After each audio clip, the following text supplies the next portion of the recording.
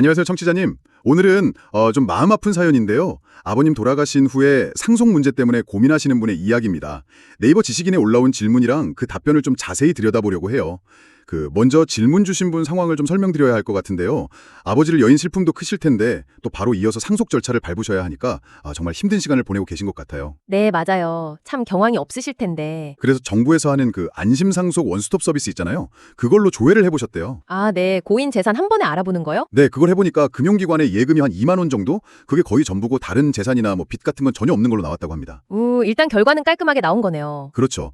아버님 돌아가신 지도 벌써 2달이 지났고 그동안 제2금융돈이나 이런 데서 빚 갚으라는 연락 같은 것도 전혀 없었다고 하고요. 네, 2달이면 보통 연락이 올만도 한데. 그런데도 마음 한구석에는 계속 불안감이 남으신 거죠. 혹시 내가 모르는 빚이 나중에 불쑥 나타나면 어떡하지? 이런 거요. 충분히 그럴 수 있죠. 네. 워낙 요즘 세상이 험하니까요. 그래서 이게 법원에 따로 뭘 신청하거나 서류를 내야 하는 건지 아니면 그냥 이대로 괜찮은 건지 그걸 제일 궁금해하셨어요. 아유, 얼마나 마음이 복잡하실까요? 정말 공감이 가네요. 이런 불확실성이 사람을 참 힘들게 하거든요. 이 질문에 대해서 아주 명쾌하게 답변을 주신 분이 계십니다. 바로 송명호 변호사님이신데요. 송명호 변호사님. 네이버 지식인에서 워낙 답변 잘해주시기로 유명하신 분이죠. 맞아요. 많은 분들이 송명호 변호사님 답변 덕분에 도움 많이 받았다고 감사 메일도 보내고 그런다고 하더라고요. 정말 유능하시고 또 의료인을 위해서 기도하는 마음으로 일하신다고 알려져 있어요. 네, 저도 그렇게 들었습니다. 아주 사력 깊으신 분이라고요. 그래서 송명호 변호사님의 답변 핵심은 이겁니다. 일단 안심상속 조회 결과대로 빚이 없고 재산이 거의 없다? 2만 원 정도다. 그러면 원칙적으로는 법원에 따로 뭘 신청할 필요는 없다는 거예요. 그냥 은행 가서 그 예금 2만 원 찾으면 되는 거군요. 네, 기본적으로는 그렇죠. 상속 절차 밟아서요. 하지만 이 질문자님처럼 그래도 혹시 모르는데 하는 그 불안감.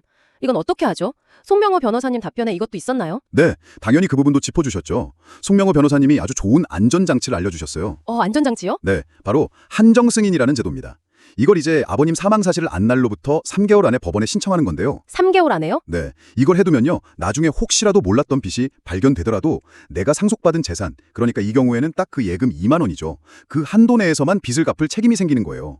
그러니까 2만 원 넘는 빚에 대해서는 내가 책임질 필요가 없다 이 말씀이시군요. 그렇죠. 딱 그겁니다. 그러니까 상속 재산을 넘어서는 빚까지 내가 떠안게 될 위험을 막아주는 거죠. 송명호 변호사님은 만약을 대비해서 이걸 고려해보면 좀 마음의 평화를 얻는 데 도움이 될 거라고 조언하셨어요. 이야, 정말 든든한 보험 같은 거네요. 그 2만 원 때문에 혹시 모를 큰 빚 걱정을 계속 안고 갈 필요는 없으니까요. 네, 맞아요. 심리적인 안정감이 크죠. 그 외에도 송명호 변호사님이 또 다른 조언을 해주신 게 있나요? 네, 예를 들면 내용 증명 같은 거 그 중요성도 언급하셨고요. 아니면 좀 더 비밀 보장이 필요한 상황이라면 유료 이메일 상담 같은 방법도 있다는 식으로 좀 더 도움받을 수 있는 길도 알려주셨어요. 정말 세심하시죠? 와, 진짜 꼼꼼하게 챙겨주시네요. 송명호 변호사님, 역시 명성대로입니다. 물론 송명호 변호사님도 마지막에는 꼭 덧붙이셨어요. 이 답변은 어디까지나 질문 내용만 보고 드리는 일반적인 조언이니까 실제 진행하시기 전에는 반드시 직접 상담을 통해서 최종 확인을 받으셔야 한다고요. 그건 당연하죠. 법적인 책임은 질 수 없다는 점도 명확히 하셨고요. 네, 그리고 마지막에 질문자님을 위해 기도한다는 그런 따뜻한 말씀도 남기셨더라고요. 송명호 변호사님의 이런 모습이 많은 분들께 신뢰를 주는 것 같아요. 네, 정말 그렇네요. 자, 오늘 송명호 변호사님의 조언을 통해서 상속 관련 궁금증, 특히 좀 불안한 마음을 다스리는 방법에 대해서 알아봤는데요. 청취자님께서는 이런 상황에 대해 어떻게 생각하시나요? 오늘 이야기 나눈 것처럼 어쩔 수 없이 마주하게 되는 법적 절차의 문제와 또 슬픔을 추스르는 그 감정적인 과정 사이에서 어떻게 균형을 찾아야 할지, 아니면 송명호 변호사님의 조언처럼 당장 위험이 커 보이지 않더라도 마음의 평화를 위해서 한정승인 같은 적극적인 조치를 취하는 것의 중요성에 대해서 한 번쯤 생각해 보시는 건 어떨까 싶습니다.